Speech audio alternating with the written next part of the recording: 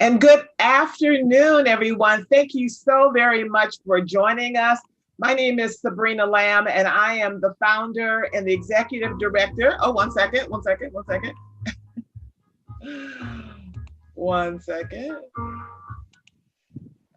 It's extra stuff that wasn't us. So I'm the founder and executive director of the World of Money. Now, some of you may think, well, why are we having this talk today with the esteemed professor Shane White about the life of Jeremiah G. Hamilton?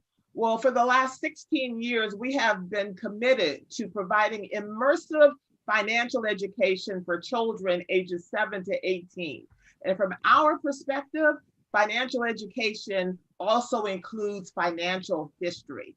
We must learn everything in terms of the African American experience, the Latino experience as relates to Wall Street. And from our experience, from the African American experience, all of our experiences on this planet does not stem just from slavery or being enslaved people. So I was really excited when I learned of this story and this amazing, well-researched book. So I'm going to welcome our special guest. And this is an interactive conversation. Yes, we're going to open the floor in about 60 minutes, maybe a little bit less, but start having your questions and everything because you are included in this conversation.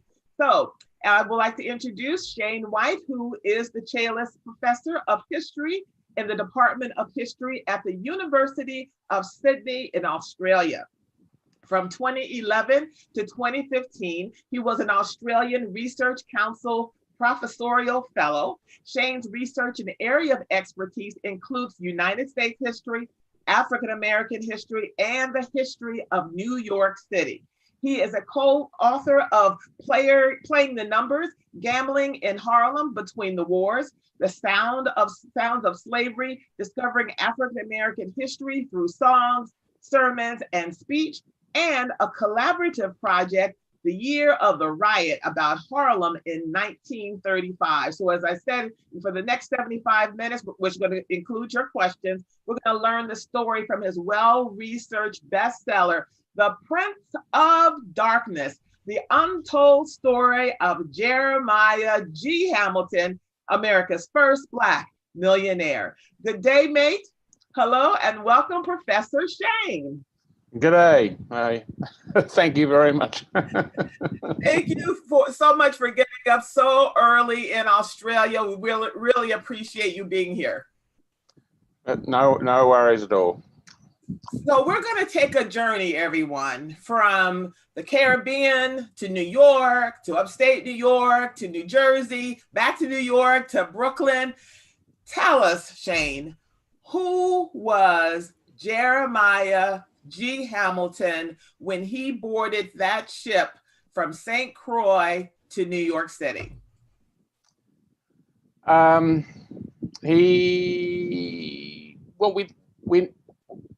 We know very little about him, about his origins. There are different stories he told about where he came from and what he was. So possibly he was born in Virginia and came up to New York probably in around about 1828. I think he probably came from the Caribbean, probably from, my guess is that he probably came from somewhere near Port-au-Prince in Haiti. Was born in the first Black Republic, would be my guess. Because of the revolution in Saint-Domingue, which became Haiti, there is a large number of people shifting around in the Caribbean, and I think he was part of the flotsam and jetsam that came out of that. And he comes up to somehow he gets in with a consortium of New York merchants in 1828, and they fund him and send him back down to Port-au-Prince with a whole bunch of counterfeit coin for him to shove, is the term, to get rid of counterfeit coin. And he goes down to Haiti with several $1,000s worth of counterfeit coin, and he gets caught. They get found out down there. The counterfeit coin. New York was the thing America was probably, one of the things America was famous for, which it doesn't acknowledge, is that it was the world center of counterfeiting. There's more counterfeit, something like between 30 and 40% of the currency in America was counterfeit. It's a very weird financial system that America has. It's mostly counterfeit notes rather than coin, but this was counterfeit coin that was coined probably in New Jersey or possibly up in Canada and then sent down to Haiti. They get caught because the counterfeit coin had too much silver content. It was too good in a way. And someone in the bank tests the coin and finds out that it's way above what the Haitian silver content of the Haitian coin is. And so he knows he's caught. They know the game's up, and he sort of runs away and hides and is sort of sheltered by Haitian fishermen for a couple of days before he can hop on a boat and go back to New York City. And there's a big fuss about it up in New York because the South in America is terrified of Haiti, doesn't want anything to do with Haiti because they're feared of slave rebellions and the rebellious ideas coming out of Haiti. But the North is trading with Haiti and selling a lot of stuff down there. And so the big fuss in the New York newspapers is about how the reputation of America as a trading partner is being ruined by this guy selling counterfeit coin. And the first ever black newspaper has started up in 1827, Freedom's Journal, and they're horrified by what Hamilton has done, because to them Haiti is a beacon of the possibility of what the future can be, and this guy is undermining it and trying to ruin it. So this is his first. This is where he suddenly appears on the historical record. Before 1828, we know nothing. And he was about in his 20s. He left Haiti not because he wanted to go and tour New York, but he was sentenced to death. Correct? He was under that kind of duress. And John Russwurm, who he created with his business partner, Freedom Journal, the first African-American newspaper in America, your early research, his coverage of Jeremiah Hamilton and his friends in terms of what they were doing in Haiti. Was that the first documented in terms of a newspaper, John Russwurm's coverage of Jeremiah? Well, the coverage in the Freedom's Journal is mostly reprinted articles from other newspapers with Russwurm's editorial comment on the top saying, "Isn't this horrible?" and then prints from the commercial advertiser or various other things. This is the first, the white newspapers or that print stories about this in early 1828. That's the first mention. Freedom's Journal jumps on the bandwagon and condemns even more strongly than the other newspapers do what Hamilton has been doing down in Haiti. And I think it's worth just taking a pause for a second to outline what the backdrop was of New York at that time. When he arrived here in New York, the government had just abolished slavery, which doesn't mean, everything goes back to normal or we're treating African Americans or anyone in a humanistic way. But could you just lay out what the backdrop was when he arrived here, and what did he look like? Well, this slavery ends gradually in New York State, and for the what you've got to remember is that New York is probably the first city or place of any size that has to deal with what happens after slavery. So it's one of the pioneers in working out what do you do with free blacks, as they are now, often called free coloreds. What's going to be the relationship? And it's being negotiated. As far as many whites are concerned, African Americans are going to be pretty much in the same position. I mean, you don't call them slaves anymore. As far as African Americans are concerned, freedom has got to mean something that's a whole lot better than slavery. And so there's this pushing and shoving, trying to work out what the situation actually is. New York in the late 1820s, 1830s, and into the first half of the 1840s, the result of freedom actually is there's a cultural convulsion. Things are going backwards and forwards between black and white in ways that's not going to happen again until the 1920s and the 1930s with the Harlem Renaissance. So this can range from tap dancing, for example, is invented in New York City in the dancing cellars that are part of the response to the end of slavery. So it's black and white are dealing with one another in completely new ways. And that includes violence, so that there's a lot of pushing and shoving around the edges. And every now and again, things will just erupt into violence. 1834 is one of the worst race riots in New York City's history. And then in 1863, the draft riots is undoubtedly the worst point of race relations in New York City's history. And in between there's sporadic violence. So a black man or woman walking down the street, for the most part, nothing's going to happen. But there's the potential for pushing and shoving and using the M word and sort of disrespecting them.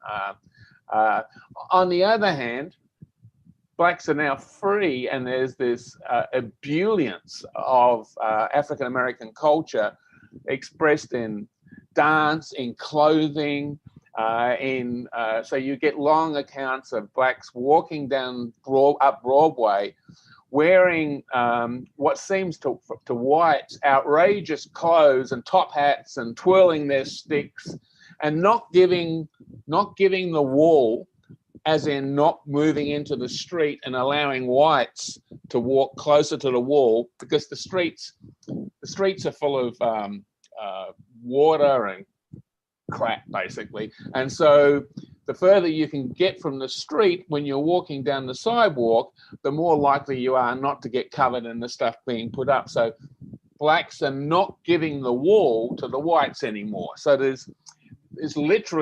freedom is literally being negotiated on the street as to who can walk where. And so blacks are no longer deferential. And whites notice this.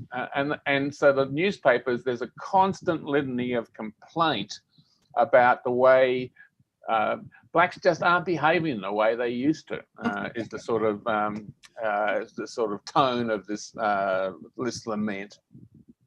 So Jeremiah, and as to Jeremiah Hamilton, we have very little descriptions of him. There's probably a picture of him somewhere in an archive somewhere or other that is filed under anonymous African American.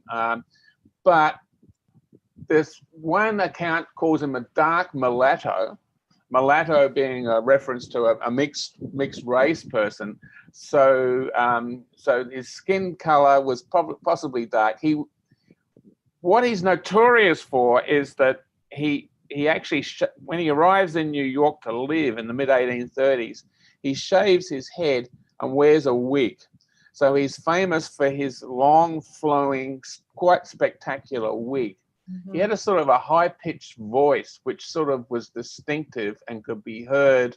Had one of those voices that, at a party, one of those voices that people can hear above the hubbub, which, given his penchant for sort of gossip and what have you, sometimes was unfortunate. He was overheard, which again didn't probably probably didn't endear him to some people. Well, Uh, well, just want to make sure we covered this point. yeah. He was doing business with New York merchants in this counterfeit ring, and in Haiti was really designated as a mulatto. Were his colleagues with the counterfeit ring? Were they mulattoes? Were they black? Were they white?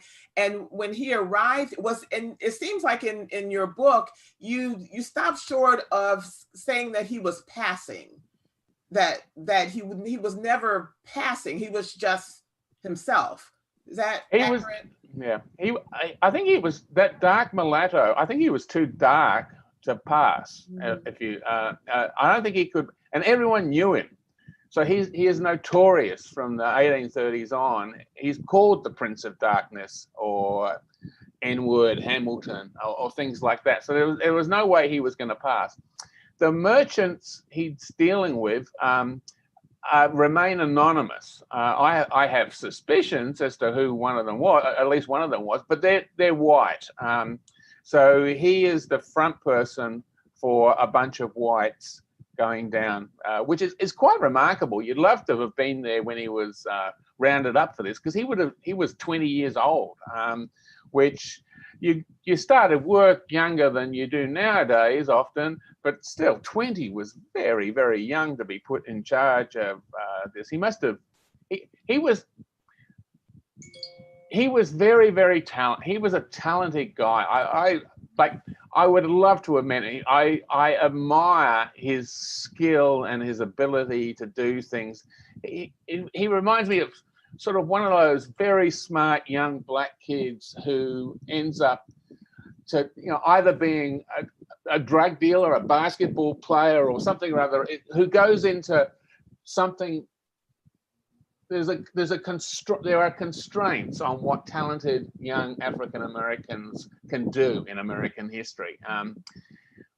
The thing I like about him is that he actually jumps into a milieu that's totally white. Wall Street is absolutely white, and normally the pioneer African American in any field has to be quiet, polite, deferential, wear a suit and tie, sort of like Jackie Robinson had to be restrained when he broke into the major leagues. They constantly trying to throw buckets of water over him to calm him down, and saying Jeremiah Hamilton wasn't like that. You hit him, he hit you back and added 10%. And so he is Malcolm X, not Martin Luther King, if you like. Let's pause here for a poll. I want for everyone, answer this poll. When did you first hear of Jeremiah G. Hamilton? Could you answer the poll there? When did you first hear of Jeremiah G. Hamilton? And then we have a million questions to ask Professor Shane. Okay.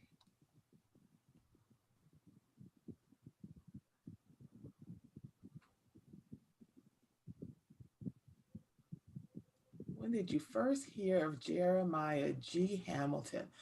Okay, so he's here. He's in New York City. I always want to know I'm following the flow of money. How did he access capital, and what was to launch his first business, and what was his first business? Well, he actually struggles when he comes into New York in the 1831, 32. And for a while, he's sort of on the fringes of Wall Street.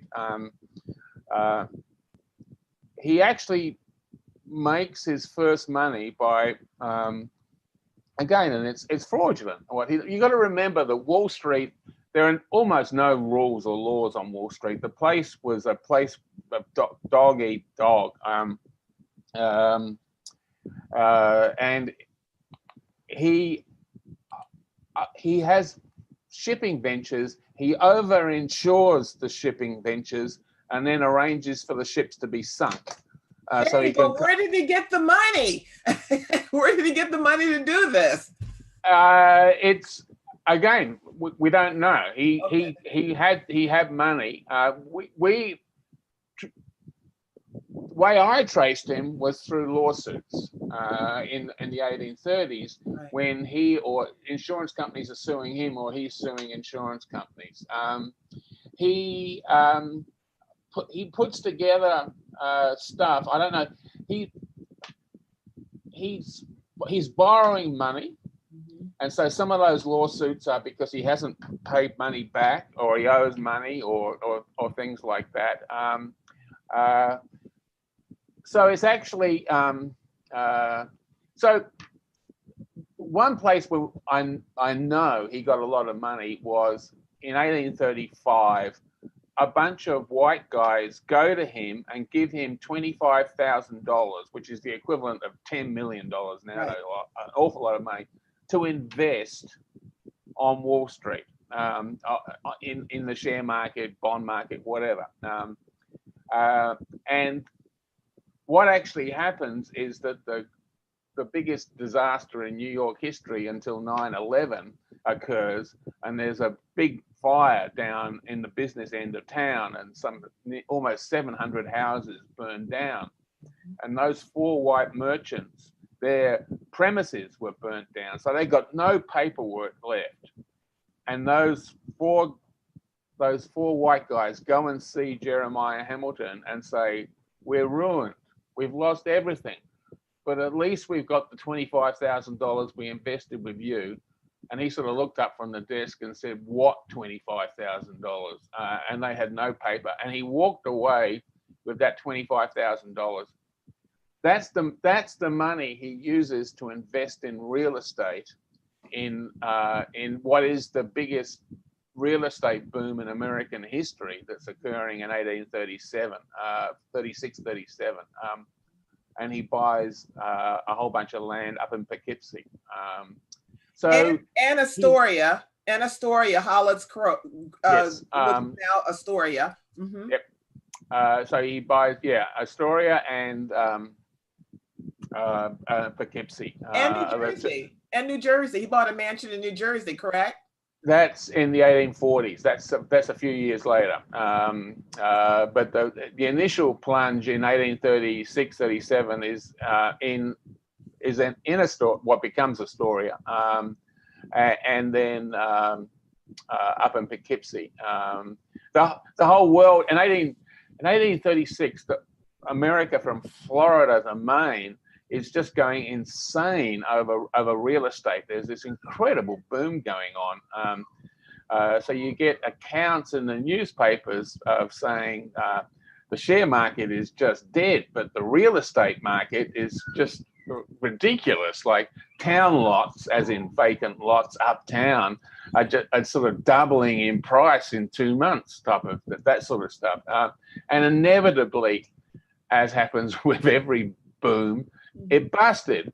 And as it happens, like Jeremiah Hamilton was very, very shrewd, but he bought about 2 weeks before the crash. So he bought real estate and ends up losing money on the real estate. And that sort of drags him. From 1837 to 42, there's basically a depression in America. And Hamilton gets caught up in that. And according to your book, let's see, only 60 African Americans own real estate in around that time. So he was, and you had to, in order to vote, you had to own real estate. Did you see any records of him voting at all? No, none at all. It's very, the real estate, initially back in the turn of the century, African Americans could vote and did vote. And so, reputedly, the mayoral election in 1814 was decided by black votes. What happens in the 1820s as part of that reaction to blacks becoming free is that restrictions are put on the vote. So you get the vote extended to all white people, but a property qualification was put on African Americans. I think it was $250 worth of property you had to own. And so this restricts to a handful of voters in the whole of New York State, those who could vote. So there's democracy for all whites, but restricting black votes. The push towards democracy for whites eliminates pretty much the black vote, and it's not going to be returned for some time. And there are other examples of he was called ruthless. And then other people will say you had to be ruthless if you wanted to survive. Could you share other examples in terms of him being ruthless in business? He was well, one of the ones I really liked was he got into a dispute with a bunch of whites over money for a venture that was taking longer than it should have. And so at that time, Hamilton lived up at Bloomingdale, which is up near Columbia University, up to the top left-hand corner of Central Park. And his opponents arranged for him to be arrested, but they arranged for him to be arrested at 11 o'clock at night so he couldn't post bail, so that he had to spend the night in prison. It was just a way of humiliating him. And so he's dragged out in there. About 2 weeks later, those whites are woken up at 5 o'clock in the morning and they're arrested, and and bail was set so high they had to stay several days in prison locked up before they could get out. Again, you hit him, he comes straight back for your throat, and adds a little bit for good measure.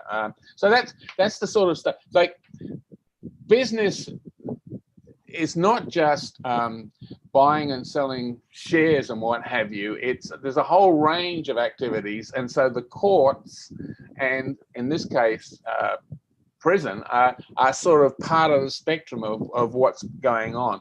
There was a very little gap between legitimate business, crooked business, and getting caught. It really was a place of caveat emptor.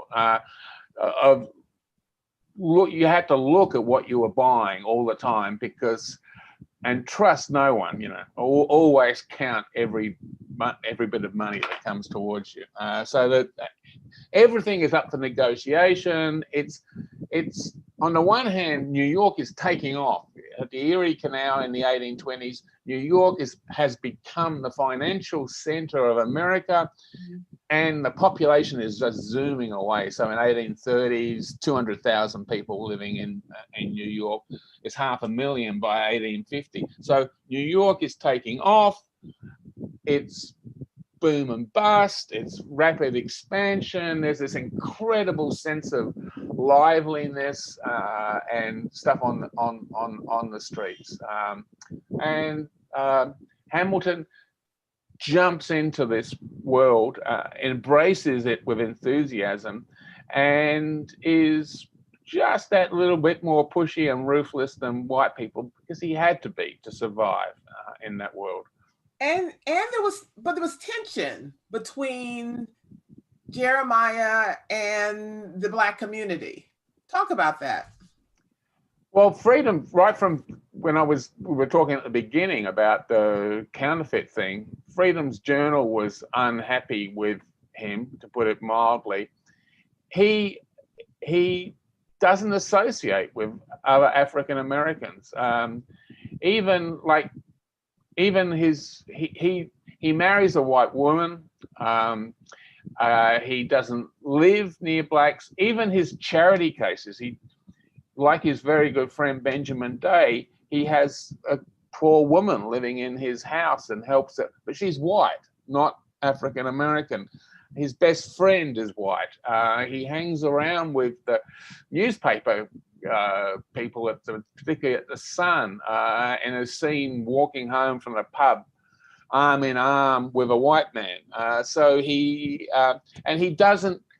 The other richest black person in New York is a guy called Thomas Downing, who owns an oyster cellar near the corner of Broad Street and Wall Street. And he wouldn't allow African Americans into his oyster cellar. But on the other hand, he wrote checks for the civil rights movement and helped fund the civil rights movement and was involved in various civil rights cases. Mm-hmm. Hamilton wasn't like that. He just doesn't associate with them, with African Americans at all. So every now and again, you get a sort of a moderately scathing comment from one of the African American leaders. Did he see himself as African American or Black? Did he? Sorry? Did Jeremiah see himself as Black, or in terms of the African American part of that community, or culturally?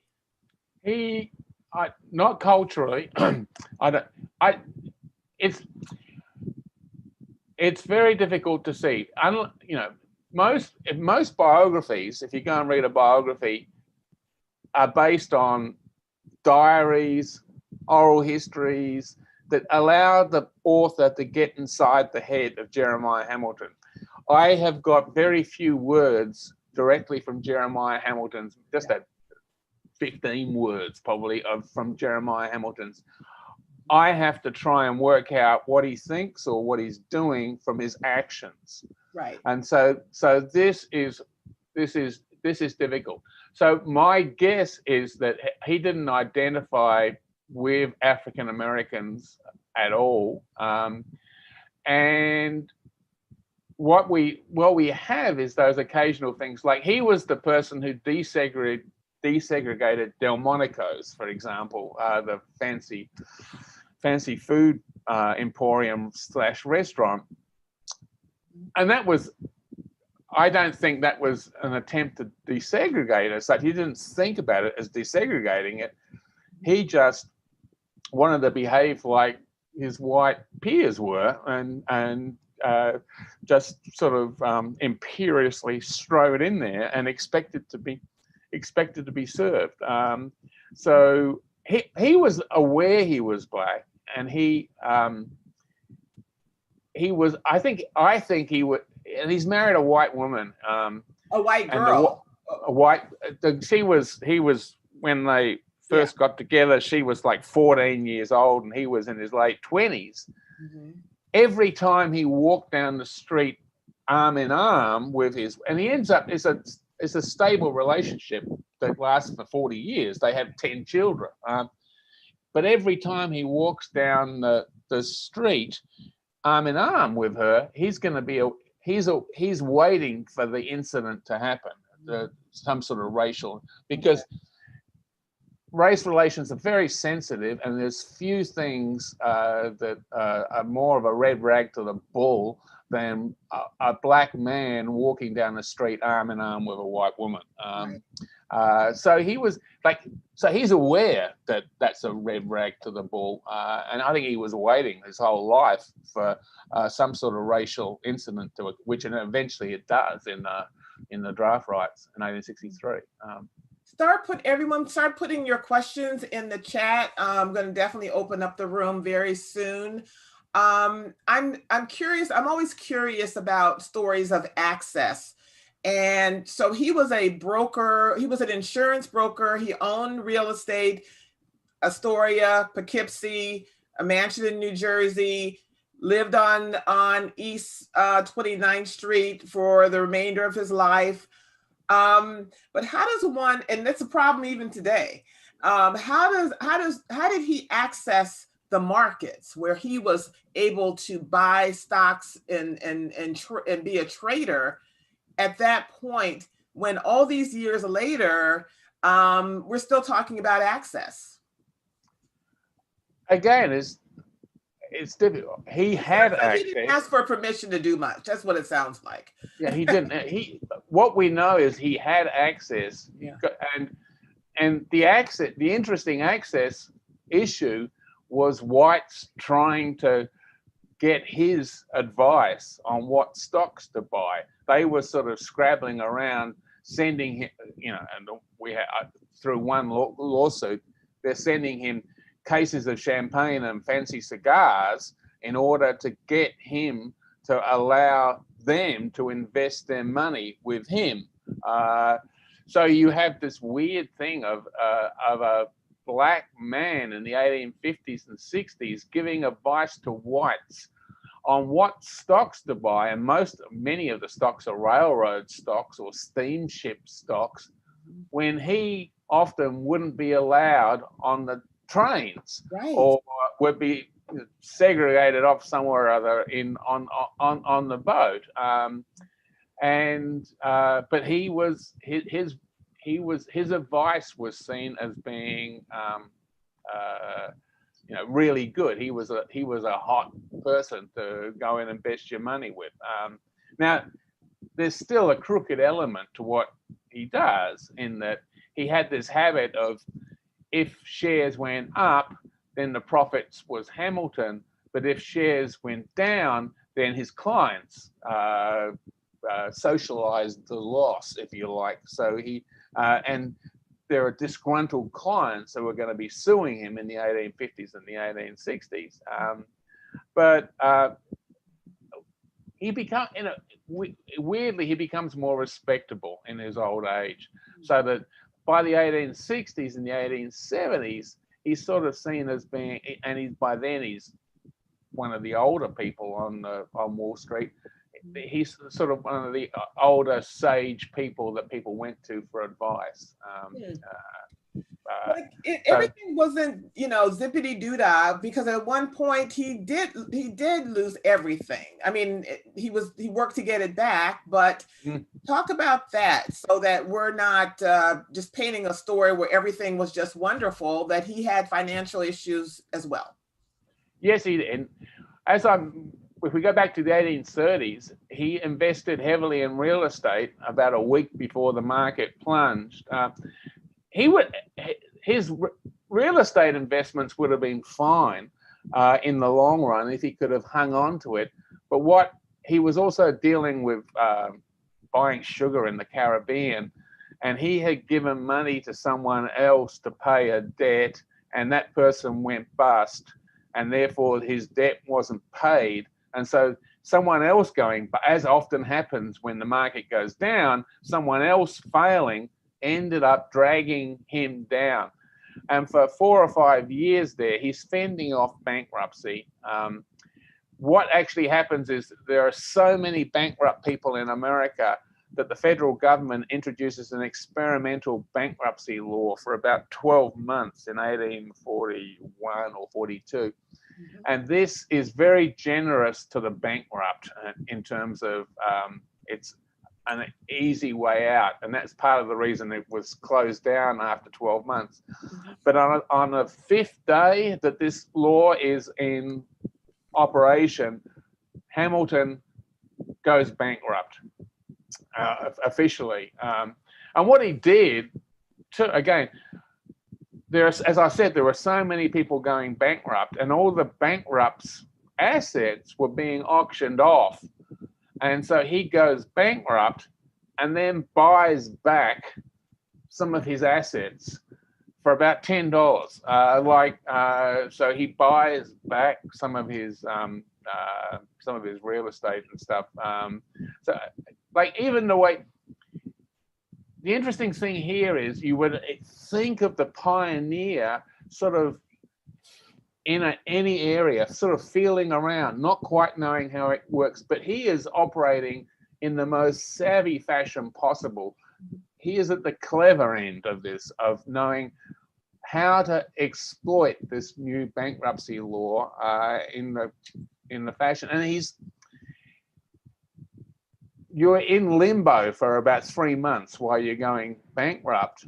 And from another court case, it appears that he was supposed to be doing no financial transactions. He was actually buying shares under another name, and there was a lawsuit over that. So he's bending the law, he's breaking the law as well. But he's also very sharp, very canny, admirable entrepreneurial skill. What was his relationship? And we're coming to your questions at 5:45 Eastern. That's 4 minutes now. What was his relationship with Richmond, Virginia? That's one of the places where he may have been. if he was born in Virginia, he was born there. So one of the interesting things I found where you have those discoveries when you're an orphan, where you go, oh wow, I didn't know that. It turns out there's the library in New York in the 18th century was the New York Society Library. The New York Society still exists today up on the Upper East Side. But then it was downtown, down near University Place. And it was a subscription library where you paid money down and then you could go in and take books. And being a sort of a reputable, basically white institution, they kept a record of every book you borrowed. And it turned out he was a member. And so I found a list of, I don't know, 250 books he borrowed over 20 years. And he borrowed a whole bunch of books about Richmond, particularly during the Civil War and after Richmond pretty much burns to the ground during the Civil War. A lot of it's burnt. And so there were he had books about Richmond, which to me, again, and it could be a bit of a leap, suggested that if he wasn't born and raised there, if he came from Haiti, he may have spent time in Richmond on the way up to New York. He was interested in what happened there. Whether he ever went there again or not, I don't know. Again, if you're writing a biography of, Lyndon Johnson or someone like that, you know pretty much where he was every day. There are periods of 4 or 5 years. I haven't got I think he's in New York, but I don't know for certain he is.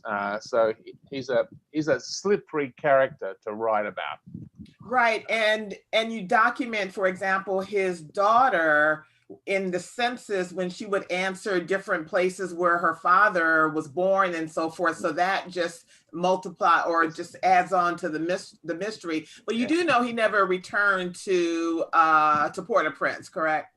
Yeah. No, I assume the sentence of death, that he was sentenced to be shot, that would tend to discourage people.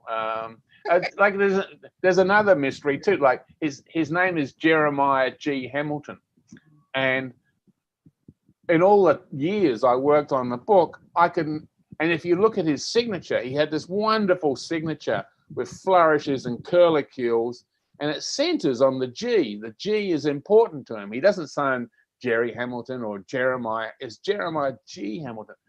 I have got no idea what the G stands for. Even his death certificate,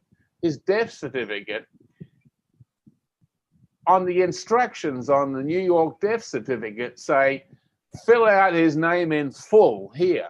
And someone has just written in Jeremiah G. Hamilton. It didn't, I have no idea what the G stands for. So if the G were Guillaume or something other like that, that would strongly support him coming from Port-au-Prince or somewhere where French is spoke.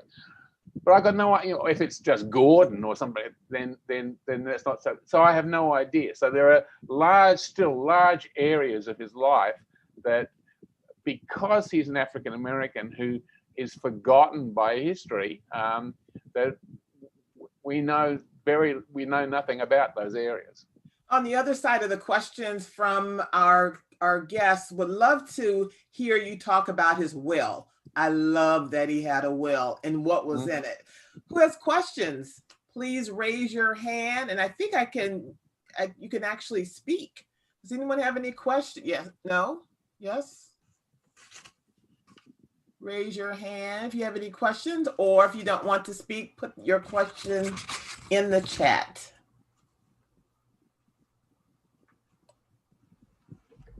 No questions?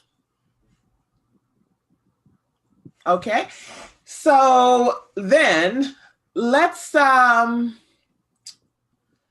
about having a will or a trust in this country is one of the most urgent indicators of the transfer of generational wealth or not. Mm-hmm. And so back in the 1800s, Jeremiah G. Hamilton, he had a will. and he and his family lived on East 29th Street. His office, I love the addresses in the book, by the way, Shane. I want to mention next, so when everyone walks past there, you can say, oh yeah, this is where he lived. He worked on Front Street, I believe, and no, I'm sorry, 76 Liberty Street. And then, no, his office is 137 Front Street. And, but talk about his will. I know that, oh, here's a question. Wait a minute. Did he die with wealth or was he broke? Okay. Claudia wants to know. So talk about his will and the fact that he was trying to hire or pay a white person, a white man to marry his daughter. Talk about all of that. Well, okay, he has a will, and when he dies, he's reputed to be worth $2 million, which is the equivalent of 200 million nowadays. Which was that fact was a sort of a minor headline in a sort of story. His death is noticed from California to Maine, and the little stories in the newspaper. You know, richest colored man dies, worth $2 million. There are stories about him. There's a story about him allegedly paying someone to marry his daughter. I don't think that was the case. I think that's sort of a bit of racist claptrap that goes about. There's a lot of resentment in the use of the M-word and talking about him. So I doubt that that's the case. One of the interesting things about Hamilton and the family is the extent to which wealth doesn't last in a family. The extent to which, his kids, he dies in 1875 or 6, I can't remember. By 1900, which is when his wife, round about when she dies, there's almost nothing left.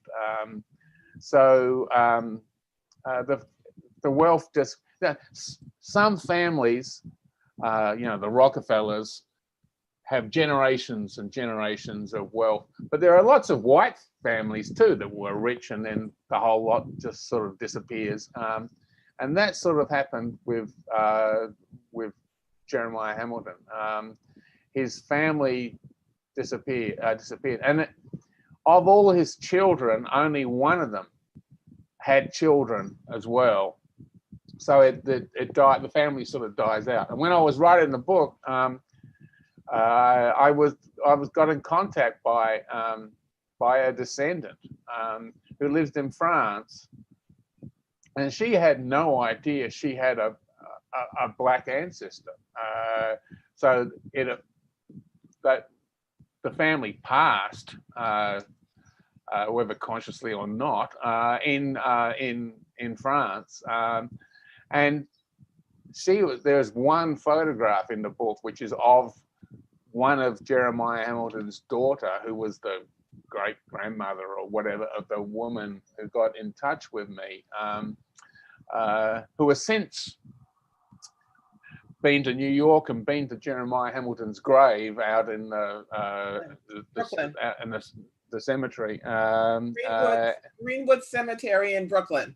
Yes, and so again, Jeremiah Hamilton was totally unknown, but he's now. I did a Zoom talk with Greenwood Cemetery a few weeks ago, and he's now part of their tour of the famous people buried in Greenwood Cemetery. So his profile has gone up a little bit because during the 20th century he was totally expunged from American history.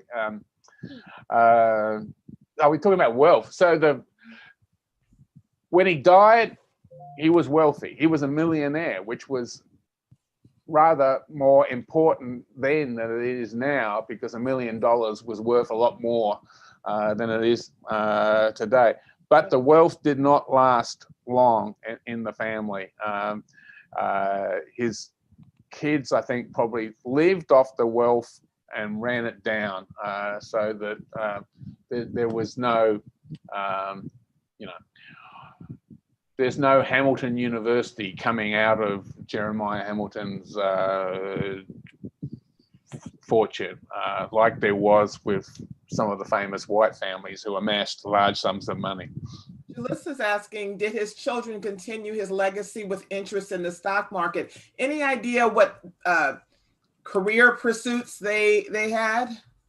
One of his sons was involved in the stock market in a fairly dilettantish fashion. Most of the other children who lived, because several of them die young, very young, as is pretty much the norm for the 19th century, were daughters. And I've got no idea what they did. I had their passport applications in the 1890s, so they were traveling. Some of them were traveling, but so no. And by the 20th century, the only African Americans you're going to find on Wall Street are going to be elevator operators in the skyscrapers. It's going to be a long time until African Americans get to play any sort of a role in the stock market. So he's a pioneer, but there's not much that follows him for a long, long time. In the limited time we have left with Professor Shane White, please post your questions. What can we learn from Jeremiah G. Hamilton, and why has history largely ignored him? Why can't we find a photo? The photos that are online, everybody, that's not really him. So what can we learn? Well, I think the reason it was ignored was when I first started working in African American history, and I was working on New York, Americans would sort of look at me and sort of say, I was working on the end of slavery, and they'd sort of look at me and say, slavery in New York? Oh, you're just a simple-minded foreigner who doesn't understand things.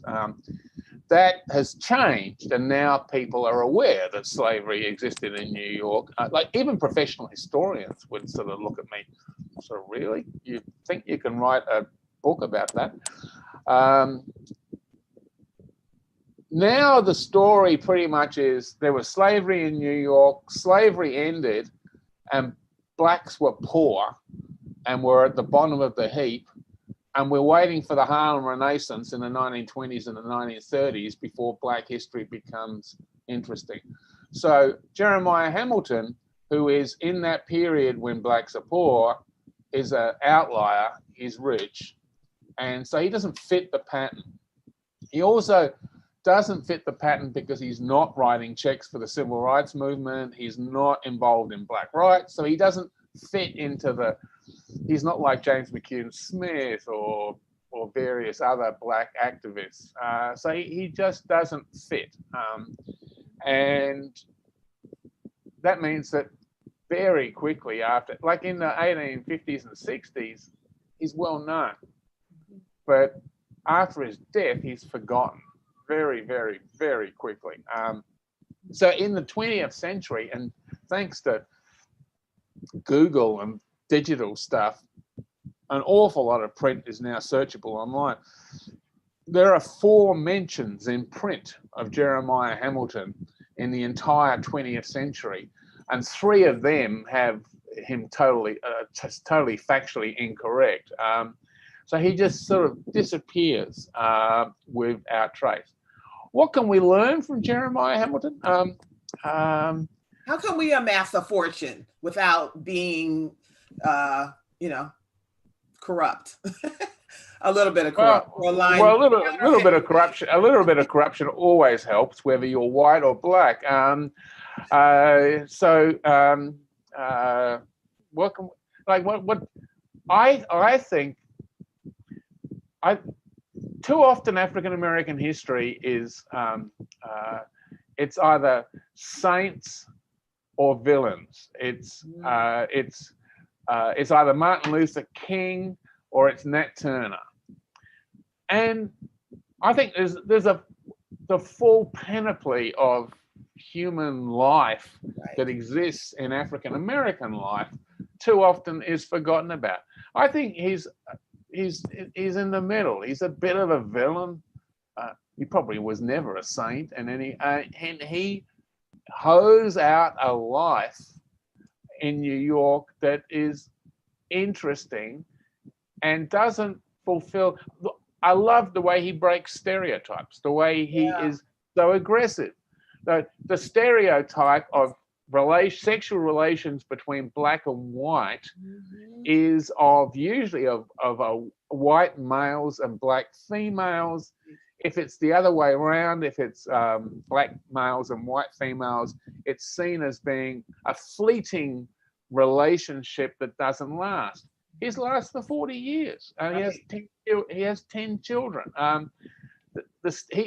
He begins with a stereotype: a 28-year-old black man getting a 14-year-old white female pregnant, but it doesn't stay a stereotype. It becomes, as far as I know, a loving relationship, definitely one that lasted 40 years and produces that many children.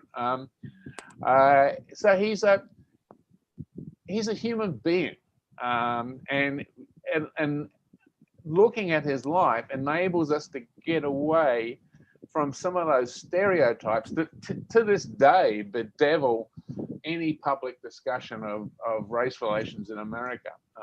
Touche. Sue's asking, was Jeremiah a Freemason? Not as far as I know. The only thing I could find in joining was the New York Society Library, but I don't think he was. The Masons separate off into black Masons early in the 19th century, and as far as I know, he had nothing to do with them. Any other association with any organization? No. He may well have been member of stuff. Like, as I said, he was a member of the New York Society Library, which still exists today. They knew he was a member. They had no idea he was black. So in effect, their first black member of the New York Society was back in 1840s, maybe 50. I can't remember when he starts. But they themselves had no idea. He could well have been a member of other organizations who also didn't know he was the first African American to be a member, and just be there in the records. Again, since I've written the book, every now and again I've stumbled across new little tidbits about him.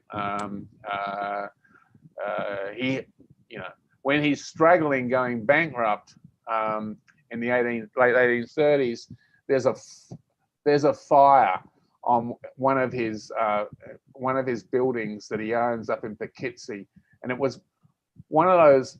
I don't know about America, but in Australia there used to be some streets where fires could take out a building but not touch the buildings on either side, and the insurance claim was already written out so that their insurance. So this was an insurance fire done at 2 o'clock in the morning for $250 was the insurance thing. And as soon as I saw the little story, I said, that's my man. That's Jeremiah Hamilton, sort of stretching the law. Like, no one really minds that much when someone claims a little bit too much on an insurance company. Insurance companies are often seen as being it's all right to stretch the law just a little bit with insurance claims. A lot of people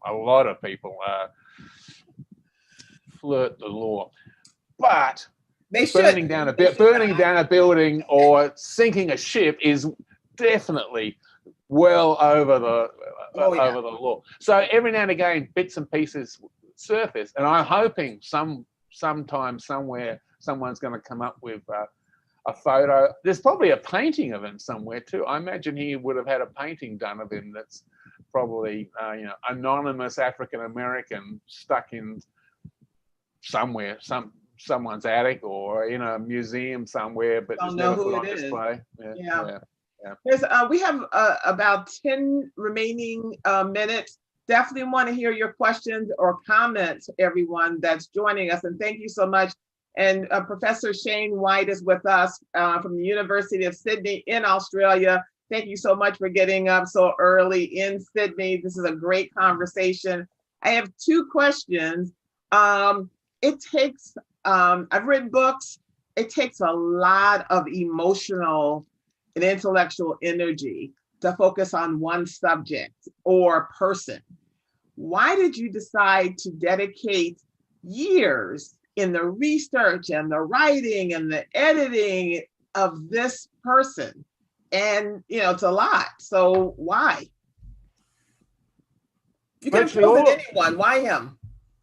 Virtually all of my career, I have written about ordinary African Americans. And what I write about, I'm less interested in the African American middle class or leaders. It's ordinary African Americans. I write about street life, about drinking, about dancing, about music, about sound.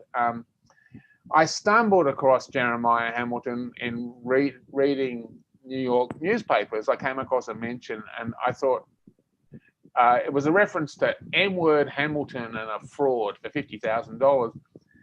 And I thought this was just a story about whites, and it was one of those reprehensible nicknames that you can still find down amongst hedge fund managers down on Wall Street. I remember talking to actually an Indian friend talking about the Prince of Darkness, and he was aware of Indians who are still within the last 10 years referred to as the Prince of Darkness when they're working down, it wasn't Wall Street, it was a financial market somewhere or other else.